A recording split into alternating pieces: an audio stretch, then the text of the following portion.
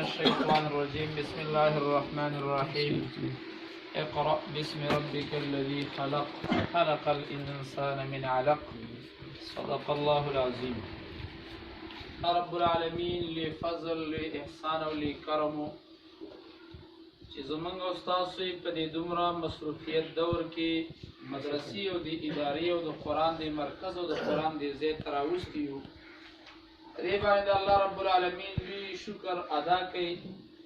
ځکه ډېر ماشومان به ګرځي، چا څه به لیندي او چا څه به څه چا څه به څه. دا د الله فضل دی، حقیقت دی. ګورې که د دې ناشکري چا هم وکړله هغه به بیا داسې سروالی بروالی ګرځي، تر د مرګه پورې به بیا داسې کړېدلی ګرځي. زمونږ څه ملګري مونږ ولیدل، زمونږ شاګردانو هم لیدل چې کوم ځای ته لاړه اوس ډېر پریشانه دي. یاره قاري صاحب ډېر مصروفیت کې او ډېر پریشانه وي. دا ولې؟ هغې د دې قرآن عظیم الشان دې ته ناسته، د دې زده کول، د دې یو لوی نعمت ناشکري وکړله. هغه ناشکري وله داسې شوله چې هغې ټول عمر په پریشانۍ او دارنګې په خفقان کې اوس تېرېږي. زما عزتمندو دا د الله فضل دی، دا د الله احسان دی، دا د الله نعمت وګڼئ او هر ټیم د الله نه په دې باندې شکر ادا کوئ چې دې ادارې ته راځئ. څنګه چې دا قاري صاحب محترم هغه دی محنت یې وکړو، کوشش یې وکړو، الله رب العالمین نه د خپل قرآن هغه دارنګې علم او د خپل قرآن فهم او د خپل قرآن هغه الفاظ د ذهن ته کوز کړه. څوک چې محنت کوي زما عزتمندو الله رب العالمین د هغه ماشوم محنت نه ضایع کوي او نه خرابوي. دا حقیقت دی. او زما عزتمندو خلک په محنت سره لوی لوی مقامونو او مرتبو ته رسېږي. زمونږ او ستاسو مقصد دلته د راتللو څه دی؟ دلته چې موږ او تاسو مدرسې له راځو، کور پرېږدو، ملاسته پرېږدو، هر یو شی پرېږدو، صرف د دې دپاره راځو چې د الله عظیم الشان قرآن زمونږ او ستاسو ذهن ته کوشي. د هغې دپاره به زما بچو محنت پکاري، کوشش پکاري. دې مدرسې او د ادارې د استادانو ادب او احترام، دارنګې دې مدرسې د ریلونو احترام، د قرآن احترام، د دې سره زما عزتمندو دارنګې د وقت پابندي دا ټول پکار دی. چونکې زما سینه خرابه ده، مریض صاحب راغلی دی، هغه به خبره وکړي، خو موږ او تاسو د دې نعمت شکر ادا کړو. انشاءالله دې ماشوم قرآن ختم کړو. د ده دپاره دلته هم خوشحالي ده، نن دا هم خوشحاله دی، مور او پلار هم ماشاءالله خوشحاله دي، ټول کور او خاندان هم خوشحاله دی، قبر کې به هم خوشحاله وي، ځکه حافظ قرآن قبر کې دارنګې د هر قسمه تکلیفونو او پریشانو او عذابونو نه بچي.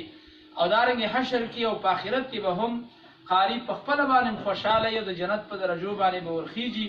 او حدیث کې راځي چې مور او پلار یا د خاندان نه 10 کسان داسې چې په هغې باندې د جهنم اور واجب شوی، هغه 10 کسان به د قاري صاحب د شفارس د وجې نه هغه د جهنم نه ایستلی شي او جنت ته به تللی شي. خو په شرط د دې باندې چې دا حلال حلال وګڼي او حرام حرام وګڼي.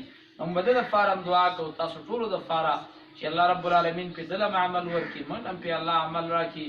او دا څومره بچي چې دې ادارې ته راځي الله دا ټول کامیاب او کامران کړي انشاءالله تعالی. خپل محنت او کوشش وکړئ او پابندي د وخت وکړئ انشاءالله. او دا مو ویستئ چې ګینې یاره موږ غټ شولو او سبق نه ویل کېږي او ذهن کمزوری دی. نه، تیمور بادشاه یو بادشاه یو ځلې په یو ملک باندې حمله وکړله، هغه ایسته شکست یې وخوړ، پریشانه شه. دویم ځلې حمله وکړه، بې شکست وخوړ، پریشانه شه. دریم ځلې حمله وکړه، بیا یې څه شکست وخوړ، ډېر پریشانه و چې مال خراب شو، فوجیان مړه شو، هر څه ختم شو. رالی او کېناسته پریشانه و. نو خیال کوي یو میږی دی یو دیوال ته رسې وخېږي راولوېږي. بیا چې دی وخته ځای پورې بیا راولوېده. ده ورته سوچ دی درېیم ځل چې وخته محنت یې وکړو بیا راولوېده. څلورم ځل یې شروع وکړه او ښه ویې ولګولې لاړه یې وخته اثر ته ورسېد. ده ویل چې ګوره محنت چې څوک کوي الله به مقام ته رسوي. زه دې ځل څلورم ځل پاڅم، زه به دې درې ځل شکست باندې دا نه کوم چې بس ورکې که نه ورځمه. څلورم ځل ورپاسېد، الله فتحه ورکړه. زما عزتمندو دقه شان یو سړی دی مثلا ذهن یې کمزوری دی، هغه له پکار ده چې محنت کوي، کوشش کوي انشاءالله تعالی. یو ځل به قرآن ووایي، دویم ځل به ووایي انشاءالله، په درېیم ځل به الله ورته ښه مکمل یاد کړي. او بیا د دې سره سره د علم نیت وکړئ زما عزتمندو مخې ته چې موږ به علم زده کوو او دارنګې د الله د قرآن علم ترجمه او دارنګې حفظ وشو. او د دې سره سره زما عزتمندو احادیث د رسول الله صلی الله علیه وسلم دی.